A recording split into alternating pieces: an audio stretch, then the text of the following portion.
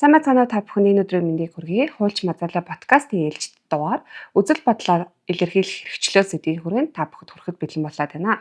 Өнөөдрийн дугаарт бидний урилгыг хүлээн авч хүрэлцэн ирсэн Монгол Улсын их хурлын гишүүн Хуралбаатарын Баасан Жаргал ирсэн байна.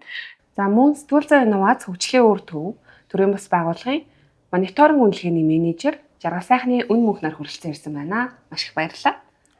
Баярлалаа. Тэгэхээр бид нар өнөөдрийнхөө сэдвийн хүрээнд үзэл бодлоо илэрхийлэх хэрэгчлөөний талаар ерөөдөө ярилцах байгаа. Тэгэхээр энэ хэрэгчлөө энэхүү эрхийн агуулга маань үндсэн хуулийн 16 дугаар зүйлийн 16 дагсаг заагдсан байгаа тийм ээ. Хүн үзэл бодолтой байх, үзэл бодлоо илэрхийлэх хэрэгчлөөтэй эрхтэй гэдэг агуулгаар. За тэгэхээр энэ эрхийн нэг агуулгыг ингээ хөндөд үзэхээр эхлээд хүн өөрийн гэсэн үзэл бодолтой байх юм байна. За энэ үзэл бодлоо илэрхийлэх хэрэгтэй.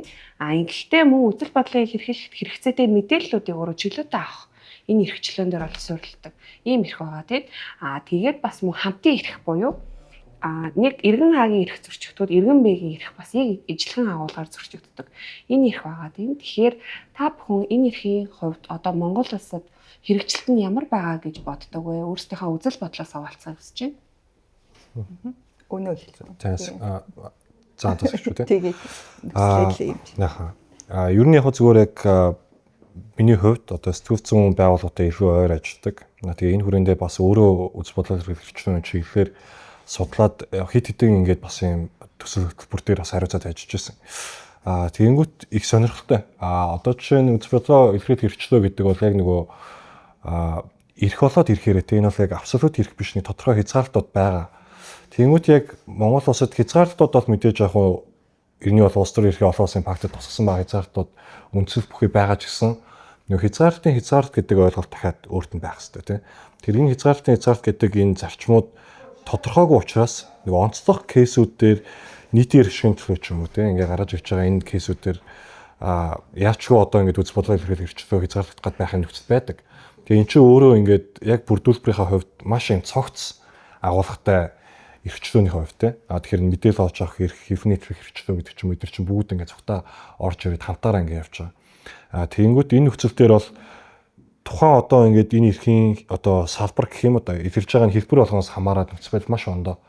Тэгээ нэг энэ эрхийг одоо хэрэгжүүлж байгаа те. Энэ эрхийг илүүтэй эдэлж байгаа одоо субъектүүдийн хувьд ч гэсэн өөр байгаад байгаа учраас нөхцөл байдлуудыг ингээд харах юм бол нэг тийм жоохон ялгаатай санагдана. Одоо чинь мэдээлэл олж авах эрхийн хүрээнд хэрвээ бид нар ингээд ярих юм бол Монгол улсыг бол яг үндэ нэлээд хангалтгүй үжилэн төрийн нууц маш ихтэй тэр нууцныг ямар нууцын үндсэл бүхий юу төрийн нууцын тухай хууль гэж байна те тэгснэ албаны нууцын тухай одоо ингэж гаргаад нэг журмаар ч юм уу те нэг төрийн нууц болгож байгаа жишээ.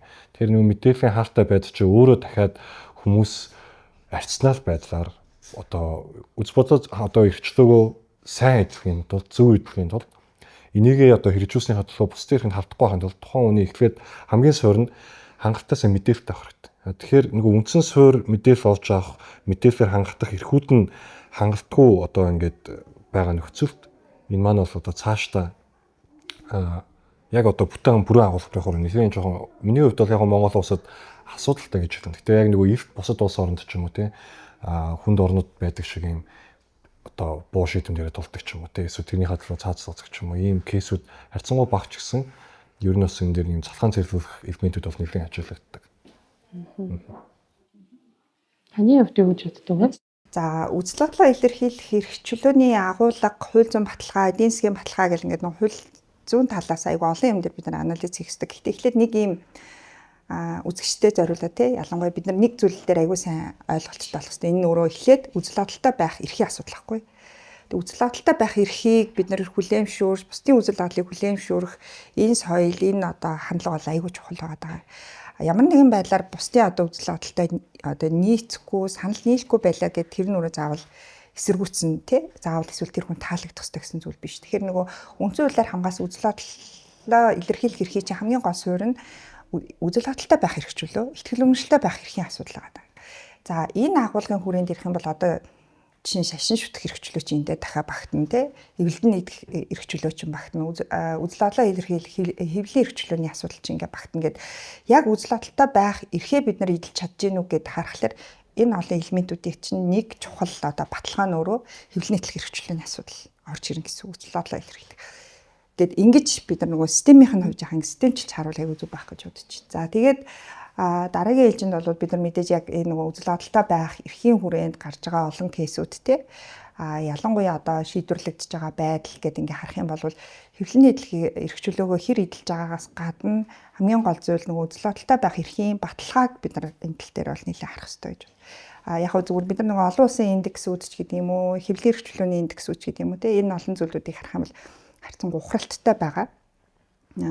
Үзэгчид ч гэсэн тэр талаар айгуу сайн мэдж байгаа. Тэгээд яг ямар үзүүлэлт дээр илүү бид нар ухраад байна вэ гэдээ ингээ харах юм бол түрүүн өнөөгийн хэлсэн те мэдээллийн ил тод байдал за мөн одоо сэтгүүлчийн одоо хамгаалагдсан байдал, сэтгүүлчийн хууль зүйн баталгаач гэдэг юм уу те.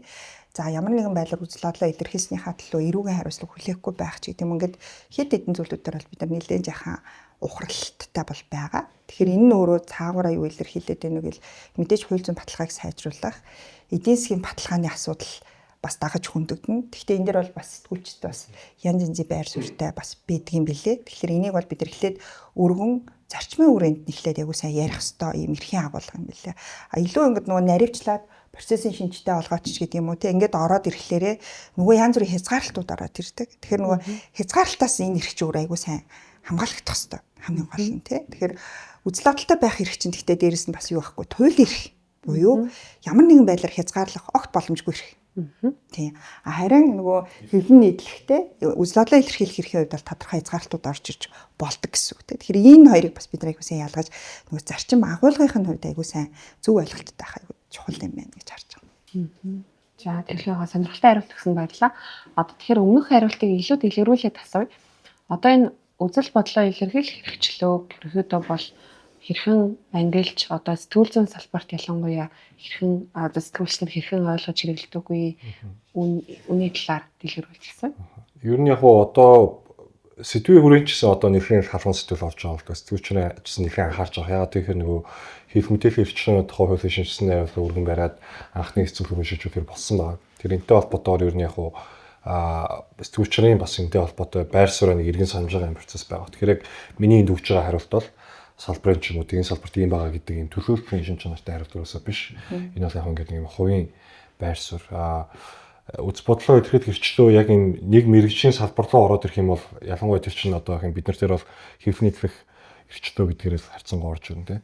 Тэгээ хэвлэлийн нийтлэх хэрэгчлөөний хувьд бол Монгол улс жилээс жилд улам яг ийм одоо саад нийлхэн нэмэгдээд байгаа. Шууд одоо юу гэх юм нөгөө эрсдэл гэх юм уу дайралтууд ч юм уу харьцангуй бага юм шиг гэрнэ. Ер нь манай улсад одоо юу гэх юм альфа хэрэгчлөөнд одоо халтж байгаа ч юм уу тийм үүнийг одоо хязгаарлаж байгаа одоо энэ алхмууд ийм хурц хэлбэрээр өсөж илэрдэггүй. Тэгэхдээ тэдгээр нь дандаа нэг ийм эрүүлсэн, зөөлрүүлсэн, зохицуулсан, хит зохицуултын байдлаар ингэж орж ирдэг. Тэгэхээр одоо хэвлэлийн хэрэгчлөөний тухайд бол индексээр нэлээд ухарж байгаа. Би ч гэсэн өөрөө яг энэ жил RSF дээр хэдий цагаан сурвалжигч дээр Монгол улсын хэвлэлийн хэрэгчлөөний нөхцөл байдлыг үнэлэх яг тэр нэг судалгааных нь одоо нэг оролцогчоор нь бас ингэж оролцсон.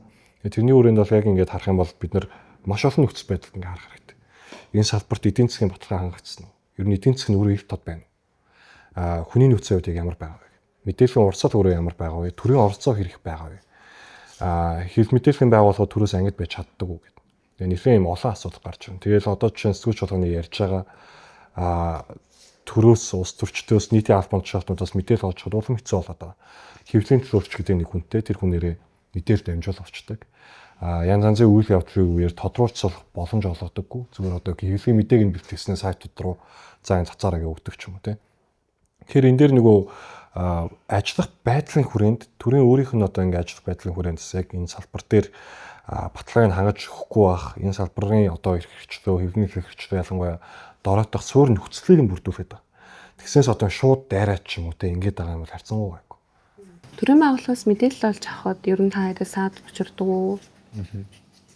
Ер нь яг төрийн байгууллагын мэдээлэл нийтэд их тод байх хэвээр мэдээллүүд мөн яг энэ албан тушаалтнуудаас авч байгаа тодруулах зэрэг нь бол яг сэтгүүлчдийн үйл ажиллагаа, баримтлах үйл ажиллагааны өрөө нэн чухал.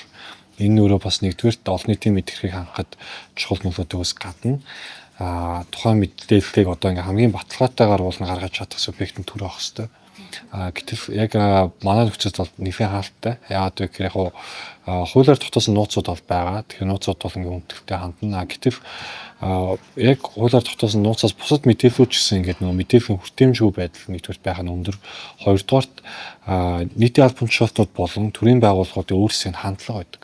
Одоо чинь ялуу нэг мэдээлэлээр хандаад тодруулга авъя гэдэг ч юм уу те эсвэл мэдээлэл өгч гингүүд нь ер нь ингээд хамгийн түрүүнд реакцаас тгий нөгөө юм яах ч байгаа ямар байгаа юунд ашиглаж байгаа гэдэг. Тэгмүүд энэ зорилтууд бол жишээ нийтэд илтууд байх хэвээр мэдээллүүдээр заавал тийм шаардлагатай юм шиг байна. Тэгэхээр нөгөө энийг олон нийтэд харьцах ч юм уу нэг яамны ч юм уу мэрэгч нь өөрөө гарах боломжгүй нэг дарагтай холбогдох гэдэг ч юм уу тийм. Тэгэхээр ингээд эдгээр чинь яваандаа ингээд яг энэ сэтгүүлчдэд мэрэгчлийн үйл ажиллагаа эрхлээд нэлийн төвөгтэй болгож байгаа. Хоёрдугаарт ингээд яг мэдээлэл олж авахад редакцууд ч өөр өөрсдөө гэсэн байр суурьтай. Тэр байр суурьнаас асуулт асуух хэрэгтэй. Одоо ч нэг нийтийн албан тушаалтан байлаа гэж бодох тийм.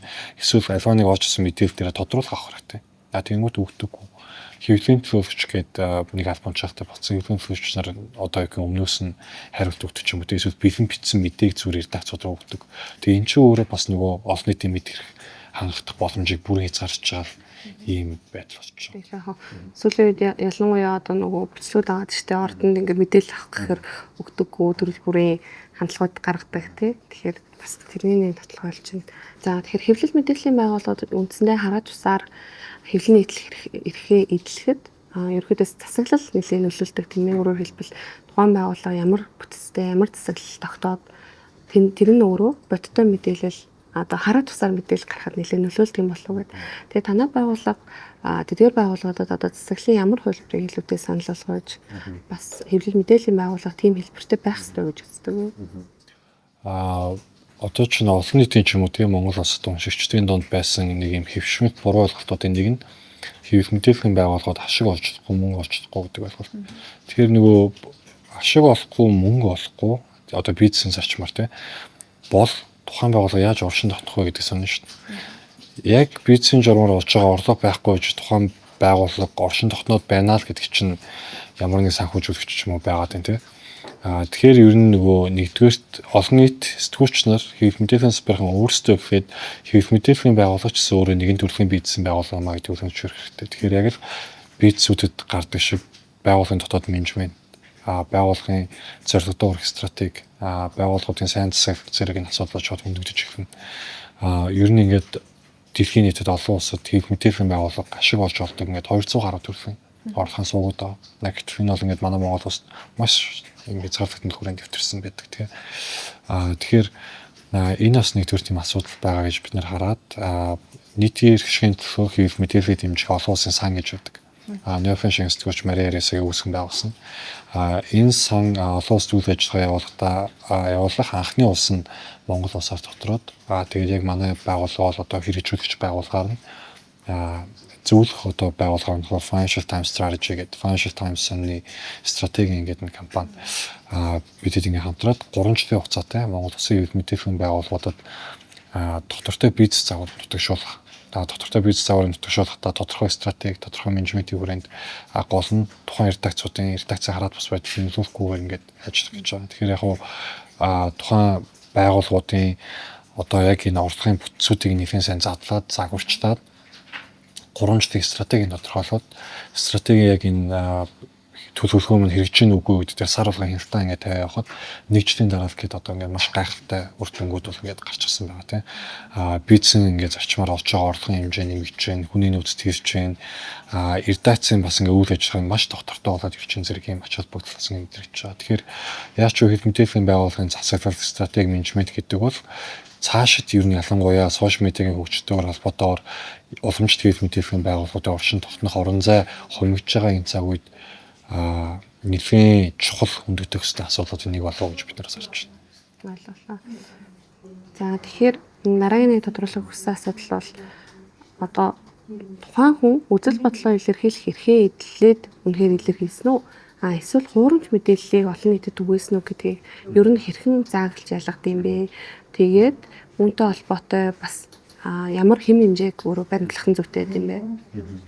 Ер нь яг нэгэн бас сонирхолтой одоо чинь хүмүүсийн нийтлэг ярьдаг одоо чинь буруу томьёолол fake news гэдэг. Fake news гэдэг бол одоо чинь яг нөгөө хэвлэл мэдээллийн салбар хэвлэлээр гарч байгаа мэдээнүүдэд итгэх байхгүй болох зорилготойгоор улс төрийн дайралт хийх гэж гаргаж ирсэн тийм. Тэгэхээр нөгөө news гэдэг чинь өөрөө тодорхой хэмжээнд редакцийн баталгаажуулалтаар ороод шалгалтаар ингээ ороод баяжуулаад гаргаж байгаа бол мэдээ байгаа. Тэр мэдээ бол өөрөө нөгөө fake хуурамч байна гэж байхгүй. Онлын хувьд тийм. Тэгэхээр хуурамч мэдээ гэдэг ийм ойлголт бол байхгүй. Хуурамч мэдээлэл гэж ойлголт байна. Энэ маань бас ингээд нөгөө түрүү ярьжсэн шүү дээ. Нэг гурван төвшөнд бол ингээд нэг хуваагдаад байгаа тийм. Нэгдүгürt тухайн хүн үзэл бодлоо итгэн үнэмшиж байгаа агуулга нь өөрөө буруу байгаад тэрийг түгээж авах юм бол тэр бол одоо чинь misinformation буюу ташаа мэдээлэл. Тухайн хүн бол яг хин нэг хуурч мэхлээ гэж онцлоогүй. Хуурамч мэдээлэлээр хин нэг мэдэх хэрэг талтай гэж бодоогүй.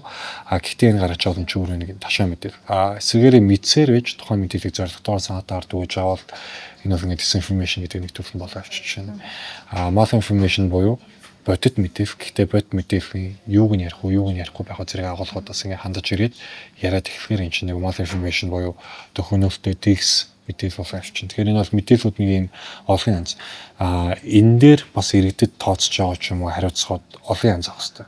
Одоо чинь манайх эрүүгийн хуулийн 13 14 дээр хуурамч мэдээлэл тарах гэдэг нэг заалтай. Тэгээ энэ бол одоо жишээ нь хуурамч мэдээлэлтэй холбоотой олон улсад байгаа ер нь ихэнх одоо хуулиуд бол мэдээж үндэсний аюулгүй байдлаар одоо чинь заал хийсэн. Нийтийн хэв журам тийм харш ингээд чинь байгаа.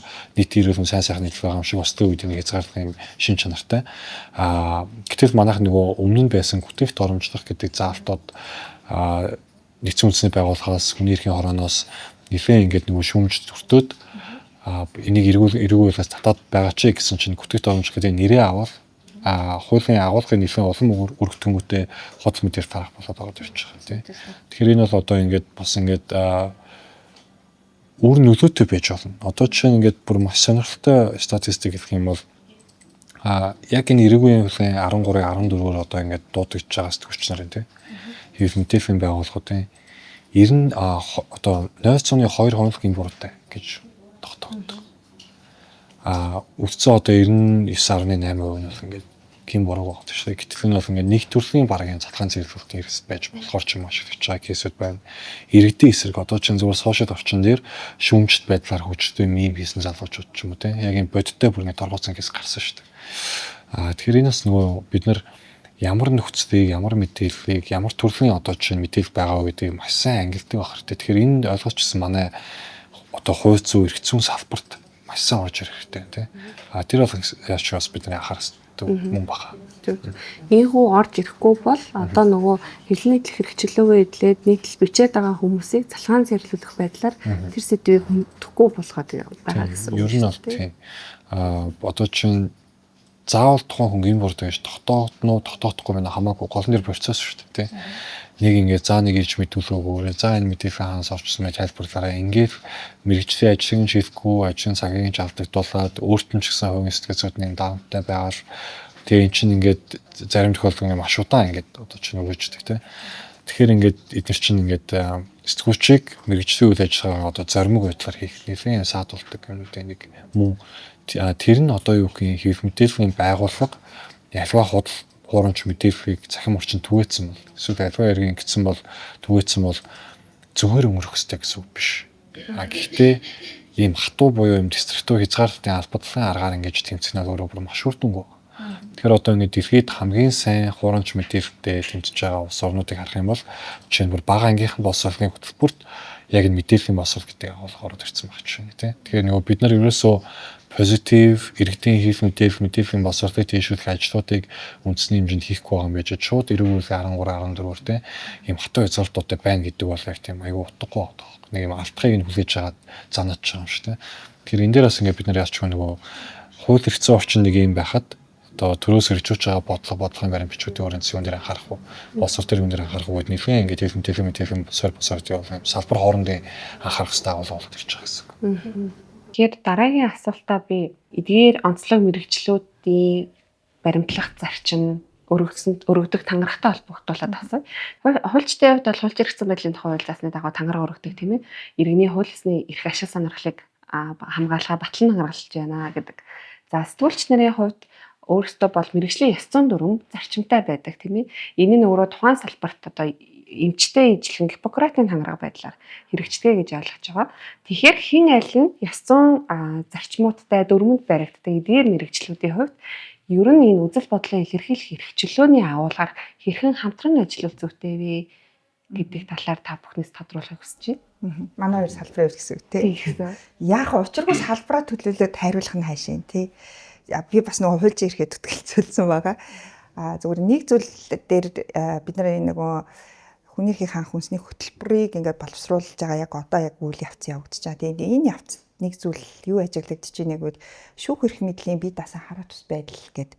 Тэг хамгийн их ингээ халддаг субъектууд хамгийн их нь бие даасан хараат тус байдалтай одоо нөгөө талаар нь эсрэгцэж оршдог тий асуудлууд кейсүүд гэдэг ингээ харахаар мэдээж дандаа улс төрийн асуудлууд улс төрийн хүчин зүйлүүд маш их одоо нөлөөтэй байдаг. Тэгээд тэр дундаа түүнд нь ингээ ийм гүүр болоод байгаа нь илүү сэтгүүлчэд байгаа нь бол ажиглагдаж байгаа. Тийм манай үзэгчид гэсэн зөндөө олон кейсийг мэдэх бах тий. Тэгэхээр зүгээр энэ дээр би зүгээр хувьдаа бол бас нөгөө мэрэгжлийн хүн оролцож байгаа учраас бас байр суурь илэрхийлэх байх гэж бодож. Ер нь энэ шүүх эрх мэдлийн байгууллага гэдэг чинь өөрийн гэсэн PR-тай, олон нийтэд харилцах коммуникацтай, тим юмтай байх ёстой юм уугүй юм уу гэдэг дээр болж яхаа ингээд асуултын тэмдэгтэйгээ зүгээр одоогийн байдлаар бол би яг нөгөө улс төрийн байгууллагад ороод улс төрийн нам, засгийн газар, их хурлын түвшинд ингээ харахаар энэ бол бүтэн ингээ баг коммуникацийн бүр ингээ одоо юутай те ингээ ийм зарчимтай, дүрм журамтай тэгээ дээрэс нь ингээ ийм PR-ийн бүр ингээд төлөвлөгөөтэй ажиллаад байгаа байхгүй стратегтэй ажиллаад байгаа. Гэтэл тэгээ эн чинь миний хувьд бол манай шүүх эрх мэдлийн байгууллага хуулийн байгууллагад бол ерөөсөн ийм юм байдаггүй байсан учраас над бол энэ бүр ингээд онцгой анхаарал татаад ягаад манай салбар ийм юмтай байж болохгүй гэж дээрэс нь харин ч байх ёстой юм биш үү гэдэг бодол бол ялангуяа нөгөө улс төрийн түвшинд гарч байгаа кейс хэд хэдэн кейсүүдээс бол нэлээд харагдаад байна. Тэгэхээр энэ тухай бол би бол айгуу бид нар манай хоёр салбар бол хоорондоо ярилцах хэрэгтэй ах гэж бодож байна. Гэтэ энэ нь өөрөө эргээд иргэдэд нөгөө үн зөв мэдээлэл өгөх те бодит мэдээлэл өгөхийг ингэж өөрчлөх, хувиргах те тэрнээс зайлсхийх тийм үйл явц гэж бас харахгүй.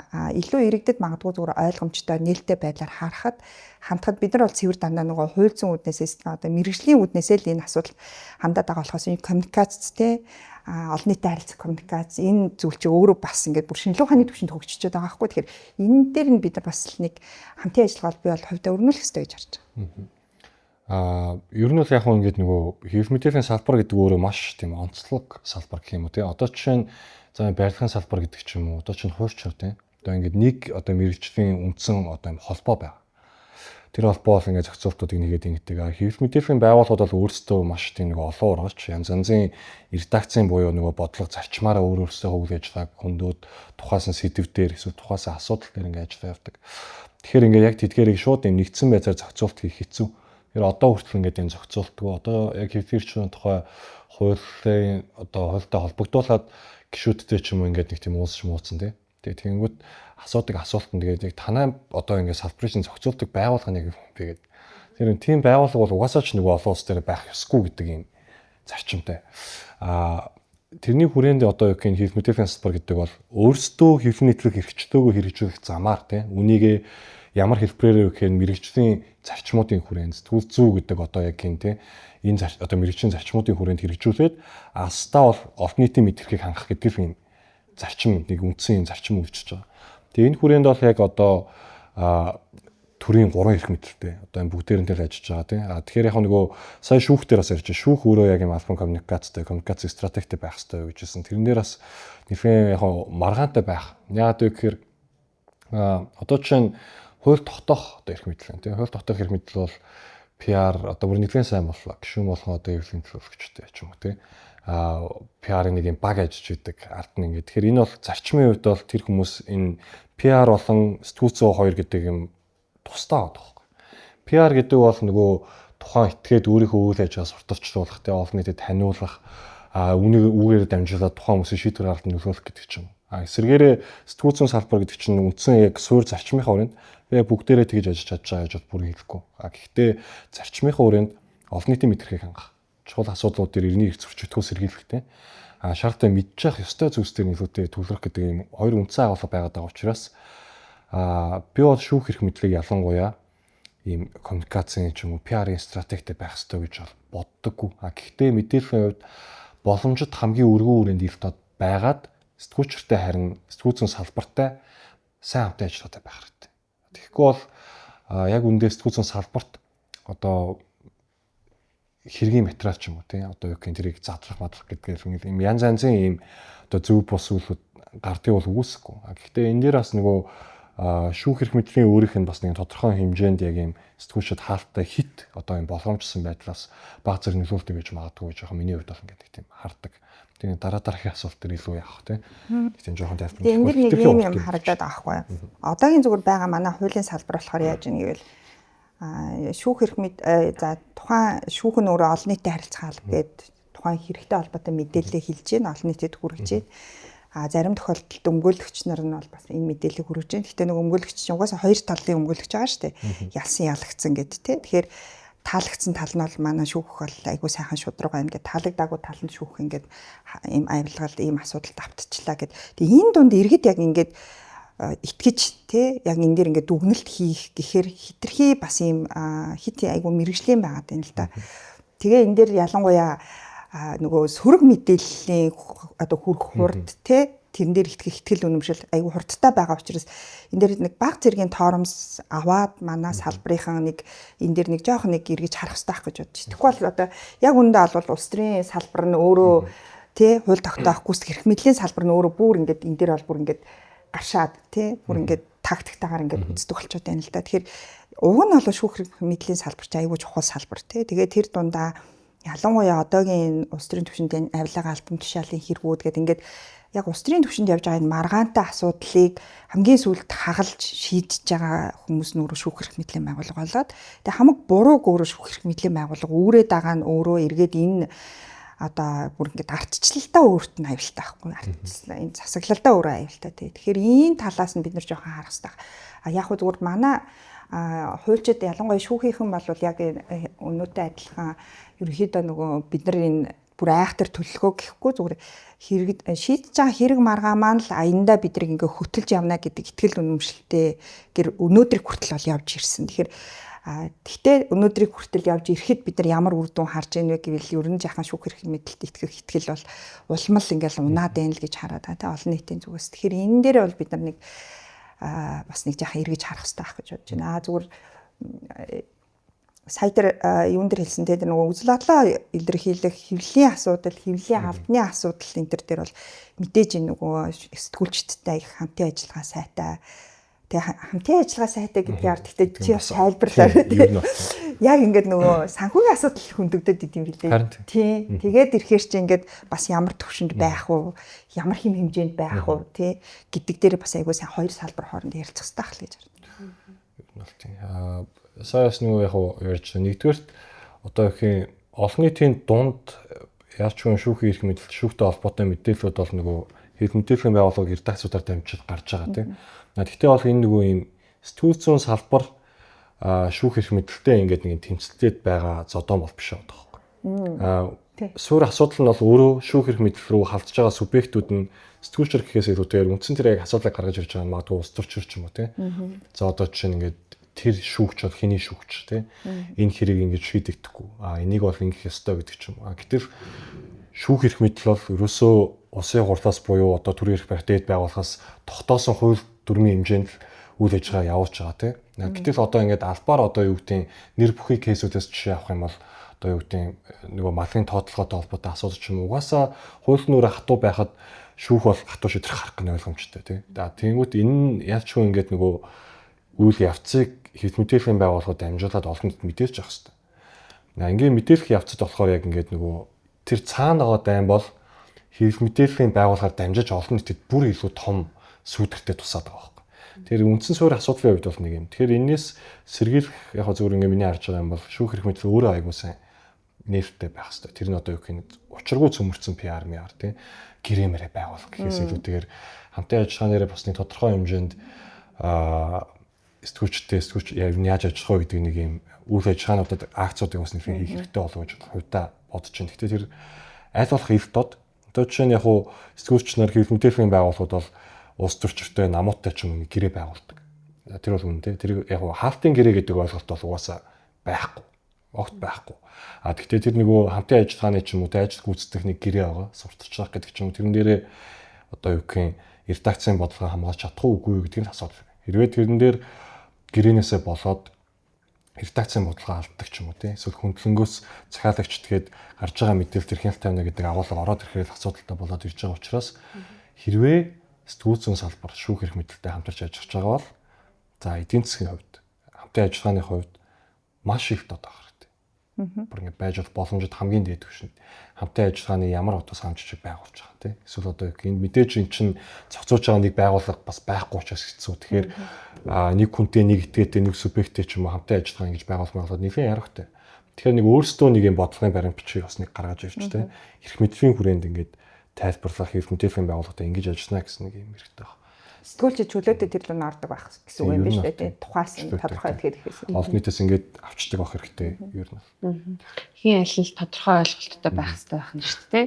Мэдээллийг шууд боддоор бас хүртээмжтэйгээр хүргэх юм шүү дээ. Сүүлийн үед олон нийтийн мэдээллийн хэрэгслээр эсвэл цахим орчинд хүмүүс үзэл бодлоо илэрхийлж байгаа энэ үзэл бодлыг нь гүтгэх эсвэл доромжлох агуулгатай байна гэдэг хязгаарлах нэлийн тохиолдлууд ажиглагдаад байна л та. Тэгэхээр энэ нь өөрөө үзэл бодлоо илэрхийлэх эрх чөлөөнд саад учруулж байна гэж үзэж байна уу? Хууль тогтоогчийн хувьд энэ балансын юу нь яг яаж тэнцвэржүүлэх ёстой гэж бодож байна.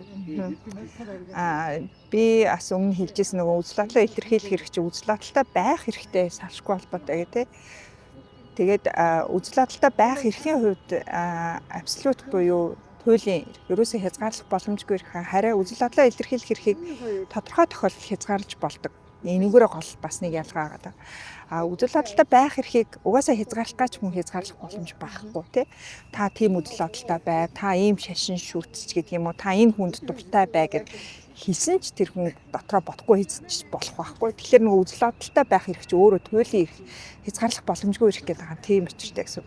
За нөгөө талаараа яг ийм тодорхой тохиолдлуудад бол хязгаарлалт орж ирдэг нь яг нөгөө гадагшаага илэрхийлж байгаа тохиолдолд нийтийн эрх ашигын төлөө тий бусдын нэр төр алдар хүндийн төлөөч гэдэг юм уу ийм одоо бусдын эрх ашигыг хүндэж байгаа сөрөг нөлөө үзүүлж байгаа тохиолдолд тодорхой хэмжээний хязгаарлалтууд орж ирнэ. Тодорхой хэмжээний гэж хэлэх ёстой. Гэхдээ зарим улс орнуудын туршлагыг ингээ харахаар жишээ нь улс төрийн албан тушаалтан ч юм уу нийтийн албан тушаалтны хувьд бол миний нэр төр алдар хүндэд халтчлаа гэдэг ийм гомдол гаргахыг бүр хуулиар хязгаарладаг юм билээ. Өөрөөр хэлбэл та бол угаасаа бусдын өмнө нээлттэй ил тод байх үүрэгтэй хүн тий. Тийм учраас бол таны хийж байгаа ажил үүрэгтэй холбоотой хүмүүс тантай холбоотой үйл ажиллагаатай холбоотой ч үзэл бодлоо чөлөөтэй илэрхийлэх ёстой гэж илүү тэр хэсгийг нээлттэй тавьдаг. Харин энгийн те бусад одоо төрийн үйлчилгээ, төрийн захиргааны ч гэдэг юм уу өөр бусад энгийн иргэдийн хувьд бол ямар нэгэн байдлаар нэр төр алдар хүндийг нь илүү хамгаалах тэр одоо концепц руугаа бас явдаг гэж үздэг. Тэгээд манай насны зарим нэг улс төрчид бол мэдээж одоо хэвлэл мэдээллийн хэрэгслээр гарч байгаа өөртөө холбоотой мэдээллүүдээр гомдол гаргаа явдаг. Зарим улс төрчид бол огт гомдол гаргадаггүй. Угаасаа анханасаа тийм үзэл баримтлалыг барина тий гарахгүй гэдэг ийм одоо бас хандлагууд байдаг. Тэгэхээр энэ талаас нь бид нар бас харах хэрэгтэй болов гэж бодож байна. За хоёрдугаарт энэ дэр нэг ажиглагдж байгаа юм юу вэ гэвэл бусдын нэр төр алдар хүндийг гутаанд оромжлох одоо ийм байдал их байна гэдэг нь өөрөө хязгаарлах нэг одоо шалтгаан мөн үү гэвэл бас биш тий. За яг сүүлийн үед бодлого тодорхойлогчдын зүгээс бас яамнаас өгж байгаа мэдээлэл янз бүрийн одоо мэдээллүүдийг харахаар аль болох хязгаарлах гэдэг бодлого барих чиг хандлага ингээд нэлийн юм төлхөө яваад байгаа жахан санаа зовоож байна. Захим орчны хязгаарлан зохицууламж гэдэг юм уу те. За зарим нэг одоо захим орчны нөхцөлийг одоо зарим газруудад хязгаарлана гэдэг. Тэгээ эн чинь өөрөө цаанаа бид нар юуг илэрхийлээд байна гэвэл зохистой төвшөнд бид нар зохицуулж чадахгүй хууль зүйн баталгааг нь хангаж чадахгүй болохоор хамгийн хялбар арга болох хязгаарлалт руу очиод байгаа байхгүй. Гэтэл хязгаарлахаас өмнө нөгөө боловсрол олгох те мэдлэгтэй байх, мэдээлэлтэй байх гэдэг ингээд энэ олон үе шатуудаа бид нар шууд алгасаад хамгийн сүүлийн одоо хамгийн хүнд хэлбэр болох хязгаарлалтын арга хэмжээр ер нь яхаа орох гээд байгаа хандлага байгаа. Тэгэхээр энэ дээр бас ер нь бол их болгоомжтой хандах хэрэгтэй. Ялангуяа үндсэн хууль засын 16 үндсэн эрхийн асуудал бол одоо 6 шалгуурыг зэрэг хангасан байж штэ 6 шалгуурыг зэрэг хангасан байж ижил хязгаарлах одоо үд хаалга нэгэн. Гэхдээ зөвхөн хуулиараа тэгээ дээрэс нь зохистой төвшөнд байх хэрэгтэй. Хамгийн бага хязгаарлалт байх хэрэгтэй ч гэдэг юм ингээд 6 шалгуурыг зайлшгүй хангасан байж ижил хязгаарлалт үйлчлэнэ гэж харсан. Үзэл бодлоо чөлөөтэй илэрхийлэхэд ерөнхийдөө бол хүснээрээ мэдээлэл авах, мэдээлэлтэй танилцах гэдэг бол шууд хамааралтай тий. Тэгэхээр одоо ингэ мэдээлэл авъя гэхээр төрийн байгууллагууд зарим нь бол хаалттай эсвэл нэг баг зэрэг хязгаарлаад байдаг тий. Тэгэхээр энэ нь өөрөө үзэл бодлоо илэрхийлэх хэрэгчлүүд хэрэг сөрөг нөлөөтэй вэ? Тийм манай улсын хэвлэлийн эрх чөлөөний индексүүд дээр ундаг нэг том үзүүлэлт бол сөрөг оноо авдаг тий хасах оноо авдаг үзүүлэлт бол яг энэ нээлттэй ил тод байдал дээр бол бид нар маш их оноо алддаг. Энэ ч өөрөө бас баг зэргийн гээд ахгүй юу нэлээ хязгаарлалт ихтэй. Тэгэхээр энэ дээр бол бид нар ерөөсөө маш сайн анхаарах хэрэгтэй. Ялангуяа одоо шинэ би бол одоо парламентын түвшинд орж ирээд ингээ харж байхад асар их мэдээллүүд одоо шинэ парламентын гишүүдэд өгч байна. Гэхдээ нууцын ямар нэгэн тамга дарагдаагүй мэдээллүүдийн хувьд гэсэн үг шүү дээ. За нууцтай холбоотой мэдээлэл бол мэдээж бид нар задруулахгүй. Тэгсэн хэрнээ одоо ажлын хэсэг байнгын ороод өгж байгаа энэ их мэдээллүүд ерөөс нээлттэй ил тод байхгүй. Зөвхөн их хурлын гишүүн зориулаад эсвэл зөвхөн ажлын хэсэг зориулаад байнгын орон зориулаад энэ мэдээллүүдийг өгөж байгаа нь өөрөө хэдийгээр нэг талаа бид нар шийдвэр гаргах гэхэд хэрэгтэй ч гэсэндээ би одоо жишээ энэ бүх юмыг мэдээд дангаараа шийдвэр гаргах хэмжээний мэдлэг ур чадвар надад байхгүй. Тэгэхээр энэ мэдээлэл өөрөө нээлттэй ил тод байх тусмаа магадгүй би шийдвэр гаргах байгаа тохиолдолд нөгөө тэр асуудлыг мэддэг хүмүүс энийг мэдээд те одоо зөв чиглүүлэх юм бол зөв шийдвэр гарна. Тэгэхээр энэ тал дээр бол бид нар заашгүй анхаарах хэрэгтэй. Дээрээс нь мэдээллийн ил тод байдал дээр нэг зүйл байгаа. Ил тод байгаа гэдэг нэрийн дор юм хэлбэрийн төдий ил тод байдал байгаад байна тий. Юу цаад агуулга нь алга, цаад судалгаа нь алга тий. Яагаад энэ шийдвэр гаргаж байгаа, ямар цаад учир шалтгаан байгаа, ямар үндэслэл байгаа ингээд хангалттай хэмжээний судалгаа мэдээллүүд нь маш дутуу дүлмэг тий. Зөвхөн ингээд нөгөө нэг өнгөцгөн мэдээллүүд ил тод байгаагаа бид нар бол заашгүй цэцэх хэрэгтэй гэж харж байгаа. Тэгээ яг би зүгээр хувьдаа бол өөрийнхөө одоо чадах хэмжээнд бол жишээ нь их хурлын гишүүнд ингээд ажлын хэсэг болоод байнгын ороод ирж байгаа мэдээлэл аль болох ил тод болгож гин те нөгөө ирсэн файлуудын аль болох нээлттэй одоо сошиал орчин дээрээ тавьж гин яг хөө цөөхөн үнд хүрж байгаа ч гэсэндээ хэрэгтэй хүндэл бас хүрчүүл энэ ч өөр айгу чухал гэж харж байгаа. Тэгэхээр энэ мэдээллүүдийг аль болох ил тод байх тал руу нь бол ажиллаж байгаа ажиллаа хийх гэж оролдож байна. Тэгээд жахан төрийн захиргааны байгууллага төрийн албад талдаа болохоор энийг мэдээлэл нээлттэй байх тэр их болгоомжлдог юм байна. Нөгөө талаасаа иргэдийн оролцоо, иргэний нийгмийн байгууллагуудаас их болгоомжлдог юм дүр зураг бүр нийтлэг ажиглагдаж байна. Тэгээд урд нь аль би бол яг улс төрчтөл төрөөмс байгууллага, иргэний нийгмийн байгууллагынхантай ажиллах дургүй байдаг болов уу гэж боддог байсан чинь яг ингээд ороод ирэхээр яг төрийн алба тэр дундаа төрийн захиргааны байгууллагынхан аны хувьд бол ер нь энэ иргэний нийгэм төрөөмс байгууллагынхантай нээлттэй ажиллах, мэдээллийг ил тод байлгах гэдэг дээр их болгоомжтой. Тэгээд аюул хэм нөгөө ажилд их саад учруулна гэдэг байдлаар ингэж ханддаг нэг ийм одоо хандлага бол нэлээд ажиглагдаж байна. Тэгээд энийг бол би ялчгүй одоо иргэний нийгмийн байгууллагынхантайгаа хамтарч үгүй энэ чинь иргэний нийгмийн байгууллага чинь та нарт илүү тусалж байгаа энэ чинь хамтын засаглал тий ардчлалын гол үнэт зүйл гэдэг агуулгаар нь энэ зүйлүүдийг бас нэлээд ойлгуулах гэж ингэж хамтын ажиллагаа үүсгэл гэж бас бодож байна. Тэгэхээр нөгөө мэдэг эрхий чинь хүрээнд нөгөө нээлттэй байдал тэгээд дээрэс нь тэр мэдээллийг боловсруулад мэрэгжлийн түвшинд те бодлогод нөлөөлөх боломжтой институт чинь өөрөө иргэний нийгэм төрөөмс байгууллагууд ахгүй юу тий илүү зохион байгуулалтанд орсон. Тэгэхээр тэдний оролцоог илүү орон зайг тэлэх ёстой гэж харж байгаа. За тэгэхээр дараагийн нэг асуулт нь бас илүү сонирхолтой агуулгаар хөндөе. Үзэл бодлоо илэрхийлэх хэрэгчлөө бол өөрөө тодорхой тохиолдолд бол хязгаарлагдаж болно. Гэхдээ тэр нь өөрөө хуульд заасан байх хэвээр. Хязгаарлалт нь өөрөө зайлшгүй байх хэвээр тий. Тэгэхээр үнэхээр тийм зайлшгүй тохиолдол гарсан уу гэж сүүлийн үед одоо ингээ бараг 7 хоног болгол их сонирхолтой үйл явдлууд гараад байна. Тэгэхээр ялангуяа одоо нэг ийм кейс гарсан. Тэгээ төрийн ордонд нэг сэтгүүлч цүнхэн дээрээ үзэл бодлоо илэрхийлсэн нэг цаасаа наагаад явхад журам зөрчиж байна гэд тэрийг нь ахуулсан. Тэгэхээр энэ өөрөө одоо тэр хүний үзэл бодлоо илэрхийлэх хэрэгчлөө зөрчигдсөн гэж үзэх үү? Хэрвээ зөрчигдсөн байх юм бол бид нэр яг энэ чиглэлээ ингээд одоо дугуй өнгөрөх ёстой юу? Эсвэл ямар арга хэмжээ авах нь зүйтэй юм бэ? Эсвэл та бүхэн зөрчигдөөгүй гэж үзэж гин үү? Тэр тал дээр та хоёрын байр суурийг мэдмээр байна. Тэр нэр танаас өгөө. За тий яг би тэр юуг ингээд буцаагаад тухраагаад үзээд ингээд харахаар нөгөө миний хэлсэнтэй хамгийн эхлээд хэлсэн үзэл бодлоо илэрхийлэхийн өмнө үзэл бодолтой байх эрхийн асуудал тэрэнд нь хүндэтгэлтэй хандах асуудал илүү хөндөгдөд байгаа байхгүй. Тэгээ бид нар тэрийг хүлээмжшүүрч чадахгүй болвол энэ нөгөө илэрхийлэх хэрэгчлөөч угаасаа цаг ямагт саадтаа тулна тий. Бусдын үзэл бодлыг хүндэтгэж чадахгүй бол цаг ямагт саадтаа тулна. Яг тэр төрийн ордонд болсон тэр кейсийн хувьд бол би бол хувьдаа бол энэ нөгөө үзэл бодолтой байх хэрэгчлөөний асуудалд бол би бол илүү халтцсан тийм одоо зүйл ээ гэж би бол хувьдаа хараад байна. Дээрэс нь би бас өөрөө нөгөө төрийн ордонд айгүйх юм бичгтэй бодолгүй юмсдаг байхгүй юу. Тэр нь өөрөө нөгөө яг өөрийнхөө нөгөө үзэл бодлыг илэрхийлэхээс гадна бас илүү нөгөө соёлын үед бас тэр дотор нэг жоохон ингээд нөгөө соёлын үед ингээд өөрчлөх хэрэгтэй юмнууд айгүйх төрийн ордонд байдаг.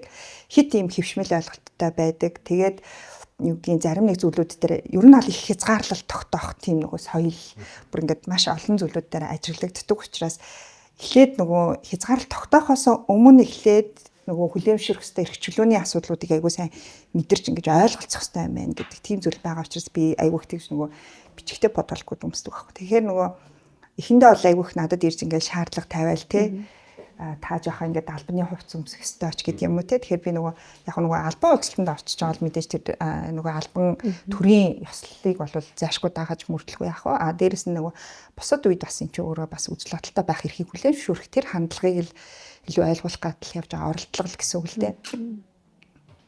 Тэр би бол үзэл бодолтой байх эрхийг бол зөрчиж байгаа гэж харж байгаа. Илүү. Тийм. Ойлголаа. Тэр яг нөгөө байх эрх гэхээсээ гадна тэр чинь өөрөө нэг тодорхой илэрхийлэл болоод хэрэгжээд ингээд наагаа авч байгаа шүү дээ. Тэгэхээр яг ингээд нөгөө тухайн хэлний хэрэгчлээ бол биш. Тийм, ер нь бол тийм биш. Энд чинь бол тусдаа асуудал байгаа даа. Зүгээр одоо яг хуу тэр бол одоо маш сонирхолтой кейс. Тэрнээр яг хуу одоо чинь би өөрөө үс бодлоо илэрхийлэх эрхийг янз янзын хэлбэрээр одоо хэрэгжүүлж болно гэдэг нэг тийм аян хэрэгжүүлсэн. Тэгээ нөгөө юм хувцсан дээр өөрсдөө хүмүүс зураад энэ хүрээндээ ингээд өөрөөсөө үс бодлыг ер нь үгээр ч юм уу үйлдэлийг хийхэд чи хязгаартай нүртэл давал айлч хэлбэр байж байна. Яг тэрэн дээр бол хэлбэрийн үед ингээд юм хоёр талын нюансыг аягүй сайн ойлгох хэрэгтэй болчих.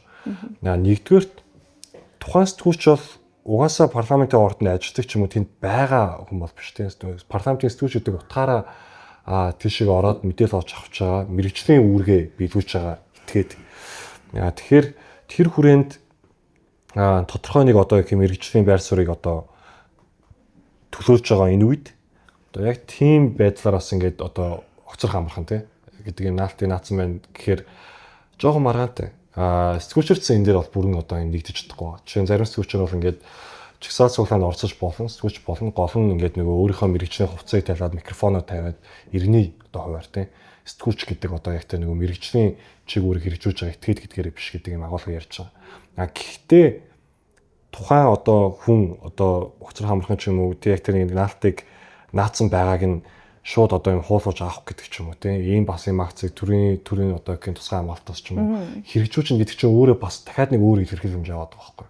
Нэг олон ургач үзтэйг хүндэтгэх тий дээрээс нь үний хүлээн зөвшөөрөх гэдэг яг түрүүн ярьсан агуулгууд бол ингээд нэгэн жоохон ингээд тэрнээр шууд бас үйлдэл хийж шүү дээ ахуулах гэдэг юм эн чинь тодорхой хэмжээний нэг идэвхтэй үйлдэл. Тэгэхээр эн чинь өөрөө бас сануулаад өнгөрөх гэдэг нэг өөр энэ дээр эсвэл хүмүүс байр суурь илэрхийлээд нэг ингэх нэг өөр гэтэл шууд тэрийг ингээд нөгөө үс бодлоо илэрхийлж байгаа тэр акцийг төрийн ордон дотор таслан зогсооно гэдэг бол утга агуулгын хэмжээнд ер нь төрийн ордон яг ямар газар юм бэ гэдэг айгуу сайн. Тэгээ энд бол нөгөө иргэдийг төлөөлж байгаа иргэдийн итгэлийг хүлээсэн ер нь бидний нийгмийн захиалгыг бүх хэлбэрээр нь төлөөлж байгаа тэр энэ төлөөлөх гэдэг утгаараа энд бол одоо юугийн нэвтэрч байгаа ч юм уу тэр иргэдийн мэдрэхийг хангаа явж байгаа сэтгүүлч тодорхой үс одоо бодолтой байхыг зөвшөөрч болох орон зай юм шиг. Тэгэхээр ингээд нэг талаасаа мэрэгжлийн хэм хэмжээ үүргээ хэрэгжүүлж байгаа гэдэг нэг юм байдал. Нөгөөх нь төрийн ордон өөрөө бас энэ дээр одоо Монголын нийгэм ямар байх вэ, соёл ямар байх вэ гэдгийг төрийн ордон дотор байгаа уур амьсгал ямар байгаа гэдгийг тодорхойлж байгаа учраас шууд идэвхтэйгээр одоо илэрхийлээд тасан зогсоох бас юм акц хийж байгаа бас юм хоёр талын нюанс байгаа юм л да. Тэгэхээр энэ дээр бас бид нар судалгаа модлогоос дахиад нэлээд хийгдэх хэрэгтэй байх гэж бодож байна. Аль аль талаас ер нь сэтгүүлч мэрэгжлийн үүргээ хэрэгжүүлж байхдаа одоо яад юм бэ? Ийм кейсүүд олон улсад яг яаж шийдэгдсэн байт юм бэ? Хууль талаасаа бас ер нь энэ дээр ийм тохиолдлуудыг яаж авч үздэг вэ? Төрийн ордны дэг журам мурам бас яг ямар байдаг вэ гэдэг наривчсан судалгаанаас гараад ирэх юм бол нэлээд сонирхолтой бас юм сэдв болохоо гэж бодож байна. Би энэ дэр нэг юм яагаад нөгөө төрийн ордон дотор бол тэгнэ төрийн ордноос өөр газар бол болно ч гэдэг юм уу? Тэрний нэг хүчин зүйл нь төрийн ордон байх ёсгүй байхгүй юу? Тийм. одоо төрийн ордны дэг журамч нь илүү аюулгүй байдал байх штэ. Тэрнээс биш одоо тэр дотор өөр тэрнээс илүү давсан хязгаарлалтууд бол байх ёсгүй байгаад байхгүй. Тэгэхээр нөгөө хүчин зүйлийг бид нар төрийн ордон учраас яах бол гэж судлаад бол хэрэггүй л байх гэж бодож байна тий. Гэтэ нэг тийм жоохон нэг юм тохиолдол шинжилгээ ч юм уу тий. Ижил одоо кейс стади маягаар. Кейс стади маягаар юм бол эсгийн сонирхолтой материалууд гарч ирэх байх гэж байна. Энд чинь өөрөө бас нөгөө манай Монгол улсын үс бодлого хэрэгжлийн нөхцөл байдал ямар байгаа үедийг илтгэх нэг юм шууд жишээ болчиход байгаа. Тэгэхээр яаж ч үе нь бол нэг судлах нэг индикатор гэж болох байна. Тэгэхээр яг нэг индикатор гэж авч үзээд энийг бас юм жоохон судлах боломжтой байх гэж харж байна. Төрийн ордон гэдэг өөрөө тэгэхээр одоо нөгөө тэр илэрхийллийг баталгаажуулдаг гэхээс илүүтэйгээр хязгаарладаг газар болцсон уу үгүй юу гэдэг тийм. Тэгэхээр нэг яг ийм дүгнэлтүүдийг бид нар хийх боломжтой байгаа тоххой. Яг энэ жишээн дээр. Тэгэхээр бас айгүй гоё жишээ гэж миний хувьд бодож тийм. Одоо тэгвэл үзэл бодлоо илэрхийлэх ирэх болон бусдыг доромжлох гутаах энэ үйлдэлүүдийг одоо гэмтрээ зөрчлөөр хэрхэн одоо олон нийтийн зүгээс тий хэрхэн зохицуулах шаардлагатай гэж ерөөдөө бол үзэж байна. Нефе марант сэдв. Одоо чинь юу гэдэг хиний эртэр алдар хүн гэдэг бол өөрийнхөө салшууны хэсэг учраас түүнд халтгад бол мэдээж тухайн хүн бол маш эмзэглэн. Гэхдээ бас ингээд нөгөө халтлаа гэдэг бас айгүй сонио алхах байгаа тоххой тий. Одоо чинь гутаах гэдэг нэг юм доромжлох гэдэг нэг өөр тэгэхэд нэр хүндэд халтна гэдэг өөрөө зүгээр нэг бас нэг өөр шүү тий. Одоо би хин нэгнийг цоллоод тий одоо зүгээр нэр цохоод дуудахад би тэр хүний тодорхой хэмжээний нэг юм өөрийнх нь нэртэр алдар хүн гэж байгаа нэг орон зайд бол нэг тий. Халтахын шин чанар яг ингээд ажиглаж болно. Энэ хүрэн дээр яг ингээд захин сүчэн одоо сонирхолтой кейсүүд сүүл үед маш гарч ирэх та тий. Өөрийнхөө ингээд нөгөө сошиал орчин дээр лайв ингээд хийгээ үзээ байж байгаа хүн хараад ирэхэд тухайн хүнийг бол ингээд нөгөө нийтийн одоо тий олон нийтийн одоо газар гэхин шашин тий одоо олон нийтэд тухгүй бүдүүлэх тий ёсор тунгаа ашсан зэрэг одоо энэ бол ингээд маш ийм цензурын шин чанартай агуулгууд манай улсад нэг хэрэгжиж байгаа. Энэ зохицуултад олоосд байгаа. Гэтэл манайх одоо ингээд жишээ нь сонгох боломжтой байгаа байхгүй. Хин нэгэн миний нэр төр алдар хүндэд хаадлаа гэд би эрэггүй үлээ сонгох уу, иргэний үлээ сонгох уу. Тэгээ эрэггүй үлээ сонгох боломж нь улс төрч нийтийн албан тушаалтуудад бүр нээлттэй. Гэтэл ингээд нөгөө төрийн албан тушаалтан одоо ч нь одоо бүр Монгол ерөнхийлөгчийн кейс хүртэл шүү дээ. Тэр ингээд төрийн өндөртэй албан тушаалтан иргэндээ эрэггүй улаар тий одоо ингээд гомдоод ингэж байна гэдэг чинь одоо зарчмын үед бол ерөөсөө айгүй асуудалтай болоод ирж байгаа. Тэгэхээр энэ дээр нийтийн албан тушаалтан байхаараа яах хэвтэй. Ер нь бол ингээд нэг улс төрийн онолоороо улс төрч хүн бол альва шүүмжлэл доромжлолт маш тийм төсвөртэй байх хэрэгтэй гэж юу нь одоо номлолдог. Гэхдээ тэр нь олон нийт заавал улс төрчдийн нэр төр алдар хүндэд халдаад гэсэн үг биш. Гэхдээ ийм шүүмж төртөмтгий байгаа гэдэг өөрөөсөө хүлэн зөвшөөрч авч ирдэг учраас харьцангуй юм одоо хүлцэнгүй байх нь зөв баг. Гэтэл нөгөө иргэний үйлдвэрч байгаа, эрүүгийн үйлдвэрч байгаа болохоор ингээ алийг нь ашиглах уу гэдгээ ингээ сонгох боломжтой тий. Эрүүгийн үйлээр одоо ч ингээ харах юм бол гомдж байгаа нийт этгээдүүдийн 30% дандаа төрийн албан тушаалт. Харин энэ дуудагч байгаа одоо ялгагчаар татгаж байгаа хүмүүсийн 40% дандаа хэлмэлтэйхэн байгуулдаг. Энэ бол ингээд нөгөө юм энэ нэг хоёр салбарын бие биендээ хэмт тавих хэвээр механизмыг шууд ийм одоо нэгийг нь одоо хит хамгаалсан ч юм уу байдлаар мөрүүлдэх ийм боломжийг үүсгэж байгаа нэг юм иргэний журмаар байгаа нь бол ингээд байж болно тий. Тэр бол одоо юу гэх нөгөө одоо чинь яг формат байдлаар уучлахгүй тэр боломж нөхцөөр ингээ хангаж байгаа бас нийтийн давуу тийм залтууд дээрээс нь одоо иргэний хэрвээ залтаар ашиглаад явах юм бол тухайн хүн одоо чинь эргүү улаар яллаа гэхэд за торгууллаа гэж бодоход тухайн одоо нэр төр алдар хүндээ гутаалгасан хүн хожих юм юу ч байхгүй шүү дээ. За би шүүхээр ингээ зүгээр ялчтаа гэдэг л мэдрэмжтэй байхаас биш. Хожид байхгүй. Яг нөгөө тэр одоо хэний нэр төр алдар хүндэд халтсан этгээд бол гим уруух барахгүй. Ер нь бол тэгэнгүүт энэ мөнгө одоо нэг тодорхой байдлаар энэ торгуулах чинь төсөвт төвлөрнө шүү дээ. Тэгэхээр энэ ингээд тийм процесс дундаас хэн очиж байгаа гэдэг айгуус. Гэтэл иргэний журмаар ингээд хэрвээ хоёр иргэн хоорондоо ч юм уу те нэр төр алдар хүнтэй холбоотойгоор маргах юм бол үр дүн шал ондоо байгаа. Тэгэхээр бас энэ нюансуудыг айгуус сайн бид нар бас ялгаж голны энийг зөвхөн эргэцүүн салбарын хэвлэл мэдээлэл салбарын гэлгүүгээр бүгдээрээ зөвшөлтсөд айгуус сайн ойлгоцох хэрэгтэй. би яг энэ түрүү хэлсүүгээр бол хэний нэр төр алдан дээр гутаагаад байх хэрэгтэй бол гэж хэлсэн үү. Тэр бол буруу. Гэхдээ энэ дээр бид нэр зөвхөн арга хэмжээтэй хийж оновчтой тэмцэх боломж нь бүрдэнтэй. Тэгэхгүй бол улам хатуу аргаар үзээд байгаа юм бол улам л нэг төрлийн гэмтрүүд улам гараад үр дүнгүй болоод яланч одоо юу шийтгэл нь ч улам ингээ хүндтэй байх юм зарчим утсан юм гарч ирнэ. Ойлгоо маш их баярлалаа. Тэгэхээр сая нөгөө яриан тунд нь хөндөгдсөн хэвлэл мэдээллийн хэрэгчлөөний тухай хуулийн төсөл гэдэг засгийн газраас улсын их хурлд өргөн барьсан байгаа тий. Тэгэхээр энэ хуулийн төсөлтөд та хоёр яг танилцсан уу? Үзэл бодлын хувьд ямар байгаа вэ? Тэр одоо бид нэг асуудал байгаад байгаа хэн аль мэдээд байгаа тий. Үзэгчд маань бас анзаараад байгаа. Тэгэхээр эдгээр асуудлууд маань ер нь тэр хуулиар зохицуулагдаж бүрэн тусч чадсан уу? Одоо энэ үзэл бодлын илэрхийлэх хэрэгчлөөг хамгаалах орчин өөрөө сайжирдахаар байна уу? Та хоёр ямар бодолтой байна энэ дээр? Яг хуулийн төсөл одоо л үзэл баримтлалынхаа хүрээнд бол хилцгийг дэмжсэн. Шинжилсэн найруулга гэж орж ирж байгаа. Тэгэхээр шинжилсэн найруулга гэдэг чинь бол мэдээж бол хуулийн бол 50-60 тэг ихэнх хэсэг нь бол өөрчлөгдөж байгаа гэсэн үг. Гэхдээ энэ хууль маань өөрөө одоо үндсэн одоогийн маа хүчин төгөлдөр хууль маань бол дөрвөн одоо зохицуулттай тий дөрвөн зүйлтэй маш их ийм ерөнхий ийм хууль байгаад байгаа. Зүгээр одоо өргөн барьсан хууль нь бол илүү процессын шинжтэй хэм хэмжээний илүү юм түлхүү агуулад орж ирсэн. Тэгээ тэн дээр нь бол би жоохон нэлээд ийм шүүмжлэлтэй эргэж айгу сайн харах хэрэгтэй гэж харж байгаа. Яг гэвэл энэ чинь хэвлэл мэдээллийн эрх чөлөөний тухай хууль гэж байгаа нөрөө нэг тодорхой нэг салбар руу бид нэр илүү түлхүү ороод ирж байгаа байхгүй. Тэгэхээр нөгөө үзэл бодлоо илэрхийлэх эрх чөлөөний тодорхой нэг хэсэг нь өөрөө хэвлэл мэдээллийн эрх чөлөөний асуудал. Заавал хэвлэл мэдээллийн байгууллага бус те өөр одоо бид нар бол одоо ингээд сошиал орчин ингээл өөр маш өргөн хүрээнд энэ үзэл бодлоо илэрхийлэх эрх чөлөөг зарчмын үед бид нар айгу өргөн хүрээнд харах хэрэгтэй цагна гэж би бол хувьдаа тэгж бодож байгаа. Тэгээд нөгөө хэвлэл мэдээллийн эрх чөлөөний тухай хуулийг баталснараа бид нар үзэл бодлоо илэрхийлэх эрх чөлөөний хууль зүйн баталгааг хангачлаа гэж бас ерөөсөө тэгж үзэж болохгүй. Түрүү нөгөө өнөөгийн хэлсэн те нөгөө нууцын асуудал ил тод байдал гэдэг аюу олон хуулиуд дагалдаж өөрчлөгдөх хэрэгтэй байгаа. Тэгэхээр бид нар энэ хуулийн дээр жаахан юм цогц байдлаар харсан уу гэвэл жаахан цогц байдлаар харж чадаагүй гэж хувьдаа хараад байгаа. Тэгээд яг зүгээр манай их хурал дээр засгийн газрын зүгээс саяын хуулийг өргөн барьсан.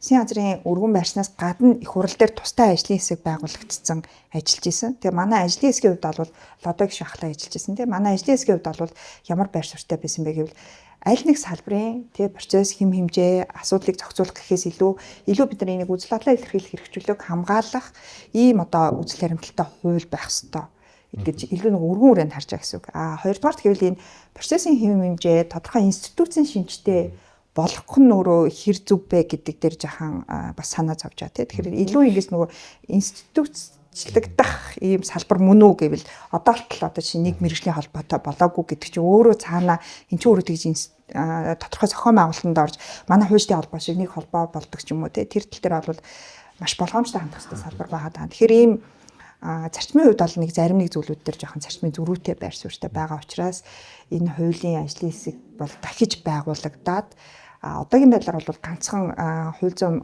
байнгын хороо тэгээ төрийн байгуулалтын байнгын хороо гэхээс илүүтэй бүр их хурлын түвшиндээ нэлээд өргөн ажлын хэсэг байгуулад илүү ийм өргөн цар хүрээнд харах болов гэсэн ийм үйл явцтай байгаа. Хуулийн төслийн тухайд бол яг хуу энэ дээр бол яг миний хариулт бол яг нөгөө байгууллага баг төлөвч байгаа гэх юм уу.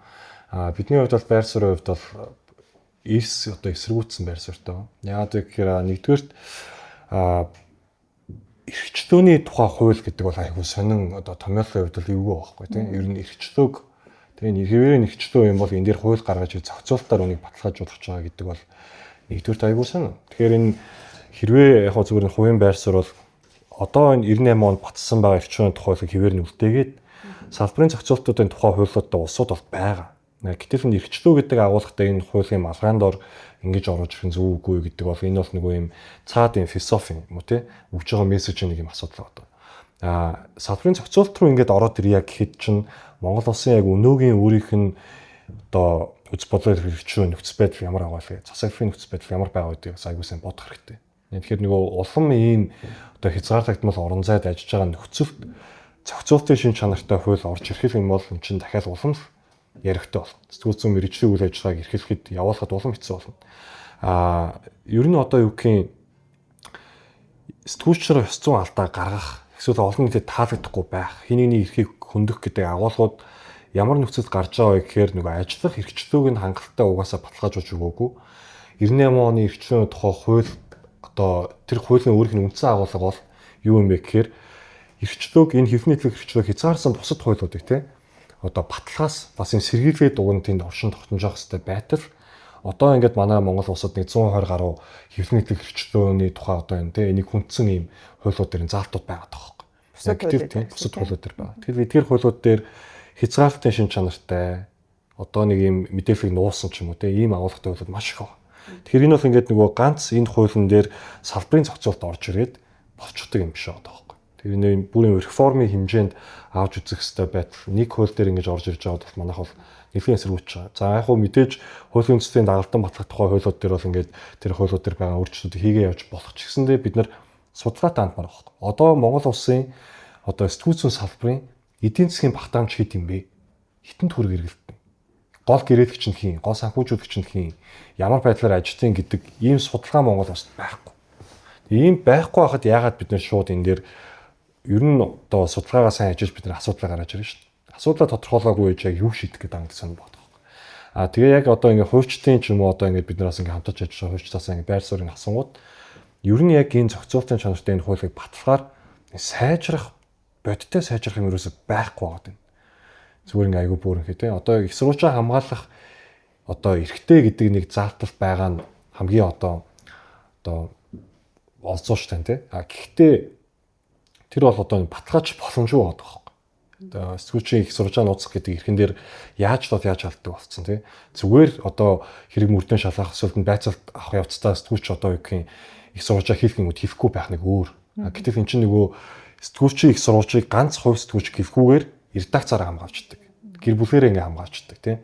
Ингээ мэдчихэдэг учраас. Тэгэхээр ингээд энэ баталгаажуулалтууд дижитал орчин дээр бас ингээд баталгаажуулах энэ төргээл маш олон ингээ асуудал нюансууд байхад энийг тийм яаран батлах, яаран одоо энийг оруулж ирэх бол тийм. Ялангуяа бидний хувьд бол анхны хэсгээс буцаагаад хөлд одоо санааччид буцаах хэрэгтэй гэдэг байр суурьтай байсан. Судалгаагаа дахиад нэг үргэлжлүүлж хийгээд 2-3 жил маш сайн хийгээд одоо хүртэл ирж байна тийм. Салбарын өөрсдөө өөрөөр байр суурьтай ингээд харин өөрөөр байр суурьтай байгаад байгаа чинь өөрөө маш чухал юм юу бодох байхгүй. Тэгээ нэгдмэл байр суурьтай болоогүй цагтаа шууд ишээ гард өрхөд нэлийн асуудалтай гэж миний зөв суурьтай бол тийм байр суурьтай. За тэгэхээр энэ хуулийн төсөлтэй холбоотой бид нар эхлээд анхдагч тэр суур судалгаануудаа сайн хийгээд үнэхээр эдгээр зохицуулалтад хэрэгтэй байна уу гэдэг тэр одоо зохицуулах харилцаагаа сайн судалсны үндсэн дээр дахиж хуулийн төслөө оруулж ирэх шаардлагатай байна гэж дүгнэлээ. За тэгэхээр дараагийн асуултын хүрээнд бид бас нөгөө сая хүндсэн хүний эрхийг хангах хөтөлбөртэй холбоотой асуух гэж байгаа. За бусад улс орнуудын хувьд нэг 5-10 жилийн хугацаанд хүний эрхийг хангах хөтөлбөр бол ингээд батлаад явд юм байна. За Монгол улсын хувьд гэсэн яасан бэ гэхээр улсын хурлаас 2003 онд л баталж ирсэн юм байна. Одоо болохоор хүний эрхийг хангах үндэсний 2 дугаар хөтөлбөр гэдээ бас төслийнхаа хэмжээнд явж байна тийм ээ.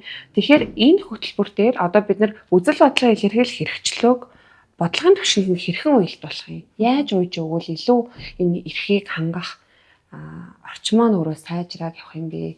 Энэ дээр та бүхэн байр суурийг бас мэдхийг хүсэж байна. Яг нь манай улс нэг 2003 онд баталсан гэж чи одоо нэг 22 жилийн дараа гэсэн үг шүү дээ тий. Гэхдээ хамгийн сонирхолтой нь яг тэр тухайн үеийн 2003 оны хөтөлбөр дээр маш их ахиц дэвшилттэй заалтууд бол байсан. Зүгээр хэрэгжилтийн үед бид нар сүултдээ жахаа юм алдсан хязгаарлалтууд гарч ирсэн ийм зүйлүүд байгаа. Тэрийг бид нар улам баталгаажуулаад тий илүү хэрэгжилтийн үед бид нар аягүй сайн анхаарах хэрэгтэй юм билээ хууль тогтоомжийн хэрэгжилтийн үед гэсэн үг. Дээрэс нь яг одоо энэ засгийн газрын хөтөлбөр гэдэг чинь яг нэг хуулийг хэрэгжүүлэх байгууллагын хүрээнд баримтлах ёстой бодлого гэсэн үг тий. Бүтэн 10 жилийн одоо хугацаанд баримтлах ёстой бодлого гэсэн үг. Тэгэхээр энэ хүрээгээр бид нар аягүй өргөн хүрээндээ харах ёстой. Тэгээ дээрэс нөгөө хэрэгч хүйс нөгөө шалгуур үзүүлэлт индикатор гэдэг ингээд олон асуудлуудыг бид нар харах ёстой. Тэгээ дээрэс нь нэг аягүй одоо нэг юм гацсан байгаа нэг асуудал юу вэ гэвэл яг нөгөө үзэл бодлоо илэрхийлэх эрхчлөөний хэмжүүр тэр эрхчлөө хэр одоо эрхчлөө нөрөө хэр одоо эдэлж байгаа юм бэ гэдгийг бид нар юугаар хэмжих вэ? Тэ сэтгүүлчдэд үүсгэж байгаа одоо эрүүгийн хэрэг зөрчлийн хэргийн тоо жишээ нь юу илэрхийлэх юм те хязгаарлалт байна гэдгийг тэр өөрөө шууд илэрхийлэх юм уу илэрхийлэхгүй юм уу те гэд ингээд ийм шалгуур үзүүлэлтийн үед айгу тийм жаахан юм сорилттой тулцсан байгаа. Тэгэхээр тэн дээр бол би бол айгүй танай байгуулагч гэдэг юм нөгөө мэрэгжлийн байгууллагуудтай айгүй ажиллах юм сонирхолтой байгаа да. Тэгэхээр яг энэ олон улсын индикатор шалгуур үзүүлэлтийг авахаар зарим нэг тохиолдолд бол жишээ нь манад тохирохгүй те манад одоо байхгүй жишээ нь хэм хэмжээнүүд жишээ байгаа учраас ингээд бас их сорилттой тулгарна. Дээрэс нь үзэл бодлоо илэрхийлэх хэрэгчлөөний зүгээр ирээдүйн чиг баримжаа хандлагыг харах юм бол энэ нөгөө цахим орчинд дах үзэл бодлоо илэрхийлэх хэрэг асуудал айгүй нарийн асуудлууд орж ирэх байгаа. Тэгэхээр энэ төвшөндөө бид нар их нөгөө ирээдүг харж хийх ёстой учраас яг энэ нөгөө цахим орчинч гэдэг юм уу нөгөө шинэ хиймэл оюун ухааны хувьд ч гэдэг юм уу те жишээ нь хиймэл оюун ухаан үзэл бодлоо илэрхийлэх хэрэгчлөө идэх хүү гэх жишээтэй те тэгэд идлээ гэхэд тэнд ямар нэгэн байлаг хүний эрх хэрэгчлөөнд халдлаа гэхэд хариуцлага нь яах юм те шууд хаах уу яах уу гэл ингээд айгу сонин ийм сорилтуудтай бид нар ирээдүйд ер нь олдуулах юм билээ. Тэгэхээр тэрийг айгу нөгөө харж хийх ёстой тийм бодлого баримт бичиг байгаа даа. Тэгэхээр тэн дээр бол илүү нөгөө мэргэжлийн байгууллагуудын бас байр суурьтай ирээдүйн чиг хандлагыг бол нэлээд харна гэж бодож байгаа. Зөвхөн хоёрдугаар нэг гол агуулга бол дахиад нөгөө би хамгийн анх ярьсан нөгөө хүний үзэл бодолтой байх эрхийг бид нар хүлээн зөвшөөрөх тэр хандлага соёлын асуудал бүр айгүй чухал байгаа даа. Тэгэхгүй бол ерөөсөө энэнийг ерөөсөө орхигдуулахгүй тэ энийг зөвхөн ингээ хэвлэл мэдээллийн байгууллагаар хязгаарлаад ээж болохгүй. Яг энэ үзэл бодолтой байх эрхийн шашны асуудал, шашин шүтэх асуудал, жагсаал цуглааны асуудал гэдэг.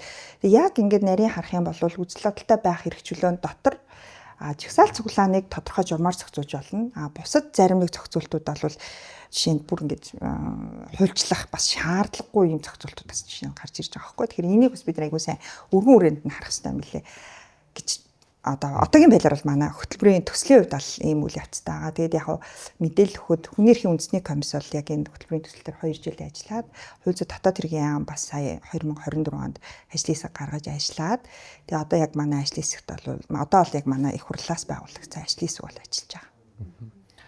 Яг энэ тухайд бол одоо чинь хүний эрхийг одоо хангах хөтөлбөртөө яаж үз бодлого хэрэгжүүлэх одоо уялдуучтай хөгжүүлэх үе тэр ялч яг мэрэгчлийн байгууллагын байр суурь болсон. Тэн чуулах яагаад гэхээр ерөнхийдөө ингээд төрөөс ботж байгаа энэ бодлого хөтөлбөрүүд тухайн салбарт нь яг нюансаа мэдэрдэг асуудлыг мэддэг мэрэгчлийн байгууллагуудад хамтарч ажиллаагаас болоод яг бод практик дээр гарч ирэх нөгөө хэрэгжүүлэлтнэр гацаад энэ голсон тэндээс нэг их өсдөг. Тэгэхээр энэ сонсох ажлаа нэлээд сайн хэрэгтэй байна. Энэ дээрээс яг одоо мэрэгчлийн байгууллагууд судлаачтай хандах юм бол бас нэлээд сонирхолтой саналууд ер нь гарч ирнэ. За дэлхийн үзэл бодлоо илэрхийлэх эрхийн форум гэж байдаг. WEXFO гэдэг. Одоо Норвеги төвтэй үйл ажиллагааны нэг ихлээд энэ жил чинь нэг 4 дахь хичээл рүү орж байна, 5 дахь хичээл рүү орж байна. Гэтэ одоогоор ямар ч нэг 62 улс орн бол ингээд нэг идэвхтэй хамрагдаад ингээ явж байгаа. Тэрний хүрээнд бол өнгөрсөн жил 24 онд дэлхийн үзэл бодлоо илэрхийлэх форумын одоо залуу судлаачдын бас энэ одоо сүлжээ гэж байдаг. Тэр сүлжээнд би бас нэг гишүүнээр ороод яг ингээд яг энэ үзэл бодлоо илэрхийлэх эрхийн одоо нөхцөл байдал олон улсад ямар байгаа. Тэгээ Монгол улсад ямар байх хэвээр ингээд энэ чиглэлээр яг нэлээд ингээд нэг юм өнгөрсөн жилээс хойш одоо илүү их судлах ингээд болсон.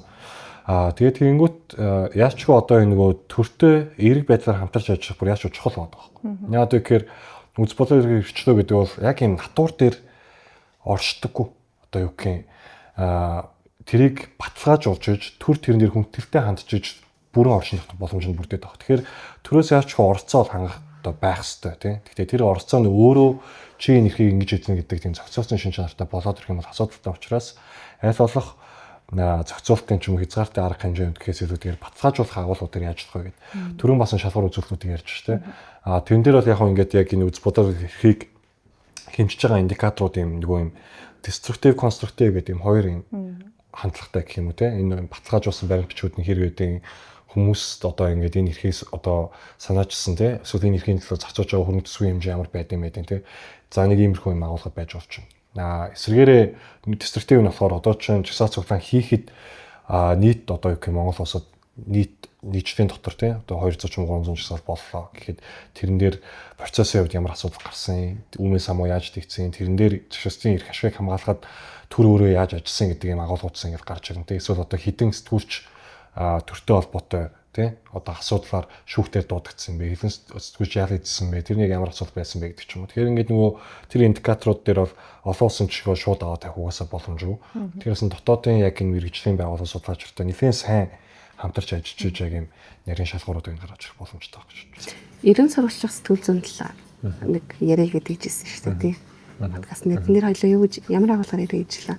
Ер нь хозуур ирэн сууж ястггүй зүгээр ажиллах сонирхолтой хүмүүс байхгүй байгаа л гэж хэлсэн. Яг тэгэхээр мэдээр нэгдүгээр таалтай мэдээр хаагаад ол задлаа гэхэд төрөө нууц задсан гэдэг ч юм уу. Даалгын нууц талцсан болсон ч юм уу авчин. Тэгэхээр яг ирэнгээр ажил хүмүүс аягүй хэцүү орон зай өдөө мөгтмөл болчих. Ерөн сурвалжаас сэтгүүл зүйн ач холбогдол нь ерөөдөө энэ төрийн бүх бодлогын араас нь шууд ингээл хайгаал яваад байна шүү дээ. Тэгээ бас өөр гинтэр гүнтрэг бас ингээд давхар хайгаа яваад байна шүү дээ. Тэгэхээр гол ач холбогдол нь ерөн сурвалжлах сэтгүүлсэн. Би нэг асуух гэдэг тэрэндээ.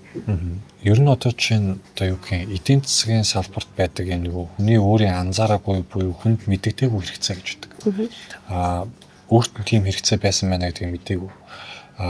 Иргэдийн ингээд шийдвэр гаргахад тухайн иргэдийн авч байгаа мэдээнүүдийн хүрээнд шийдвэр гаргадаг өрнж байгаа. Тэгэнгүүт одоо чинь төр бол хараа инфт хэрвээ байхгүй тохиолдолд төрийг одоо хит шүтэх юм бол тийм хит найдах юм бол ер нь ингээд нөгөө юм данхайгаад маш авторитар албалах юм болоо тэгээ явандаа дарангуул тотоо тийм энэ дунд иргэд яг нөгөө баланс and check гэж ярьдаг тийм яг одоо ингээд төр бол иргэний орон зай хоёрын тэнцвэрийг хадгалахын гол ингээд нэг тийм болон гүүрэн хийх мэдээлэл спортсгүйс байх хэрэгтэй. Түүнтэй ижил одоо чинь хуулийг зарим мэрэгэн мөрдөхгүй гэмтэрэг эсвэл одоо зөрчил гаргаж байгаа шиг төр ч гэсэн иргэний эрхийг хамгаалах юм дээр заримдаа хамгаалж чадахгүй юм нөхцөл байдал үүсдэг.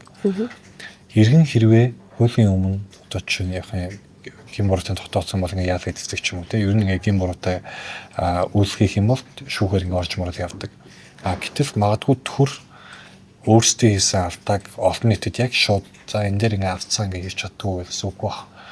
Сүрэгчний ингээ яг ингээ өөрөөр бол ингээ бодлогын өрөөнд шүмжлээ явах гэсэн ч гэсэн манай Монголоос сүүл үед маш их нууцтай болж байна.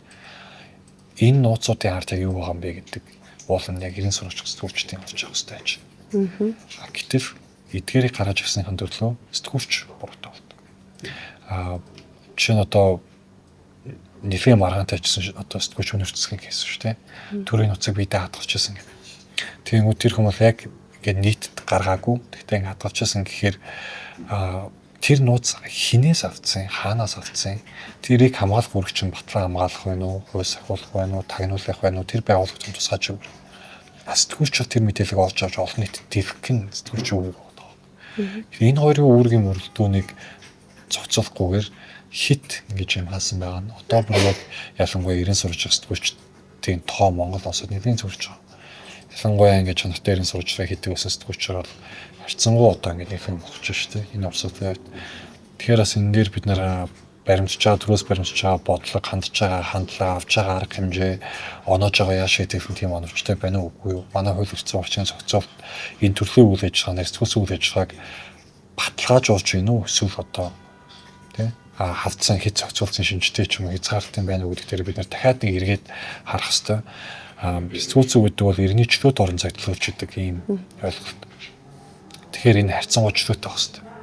Гэтэл одоо юу гэх юм төрөөс баримталтай бодлого нь юу вэ гэхээр хуулиар зохицуулах хэрэгтэй бүх зүйлсийг. Хуулиар зохицуулж. Гэтэл ингээд хийх мэдээллийн спорт сэтгүүлчийн салбарт өөрийн зохицуулалтын тийм эсвэл одоо редакцид өөрөө өөрсдөө ингээд энэ хэвцэн шаардлагуудыг хүлээж аваад зас залруулан явуулдаг сайн жишээ болоос зөндөө байгаа. Тэр нууцыг задсан гэдэг тухай ч гэсэн Америкийн нэгдсэн улс одоо жишээ нь тухайн нууцыг задсан сэтгүүлч буруугүй яагаад сэтгүүлч үүргээ биелүүлж байгаа. Тэр төрийн нууц юм бол тэр төрийн нууцыг төр өөрөө нуух хэрэгтэй гэдэг. Төр өөрөө нуух үргээ биелүүлж таагүй алдсан мэжиж яагаад давхар тий эрүүгийн албатлалын механизмуудыг гаргаж ирэх сэтгүүлчийг ялах гэдэг юм гэдэг кейс үлдээр гэж байна. Тэгэхээр энэ дээр бид нар ялангуяа Монгол улс сонгуулийн автократ гэдэг энэ англиар чийгдсэн арчлын индексээр хэвлэлийн эрчим индексээр хурж байгаа энэ цаг үед бол энэ ирэн сууж байгаа сэтгүүлчүүд цэцэглэх орон зайг бид нар хууль эрхцэн орчиндоодсон бүрдүүлчих нь сайн чухал. Тэгж иргэдийн мэдэх иргэд оновчтой шийдвэр гаргах юм асуудал гарна.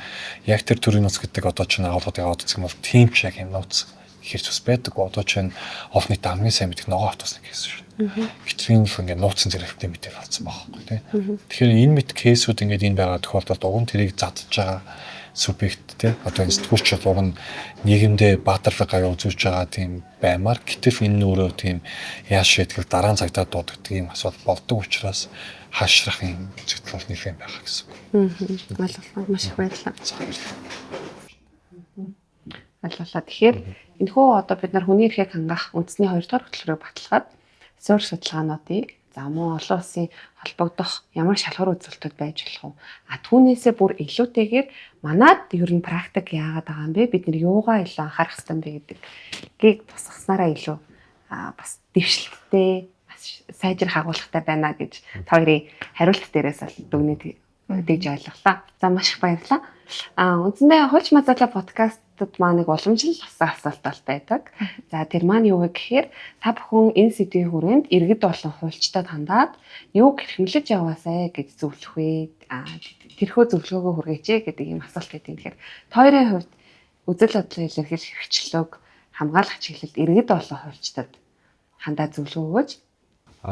Ер нь яг хөө ингээд одоо нуулах үе гэх юм уу тийм угаасаа нуугаач байгаа байхгүй хүн болгонд хийлээдэг юм. Ер нь яг хөө ингээд хууль зүйн салбар тийм сэтгүүл зүйн салбар хоёр бол ингээд бараг л дайснууд юм шиг ингээд бие биенийг үүсгэх тийм хандлага нэг юм байгаад. Одоо жишээ нь ингээд хэргийн материал хэрэгтэй холбоотой мэдээлэлтэй шүүхийн одоо шийдвэр гаргалт нөлөөлдөг шүүхт нөлөөлөх гэж орлог гэх ингээд нэг асуудлууд нөгөөх нь иргэний эрх яг бодтойгоор ингээд хангаж чинь шүүх өөрөө шударшуулж чадж чинь үгүй гэдэг дээр олон нийтийн дунд эргэцээ байгааддаг. Тэгээд тэрийг нь ямар ч мэдээлэхгүй харанхуй байгаад хахаар олон нийт бүр итгэх нэг унаад ирдэг тийм.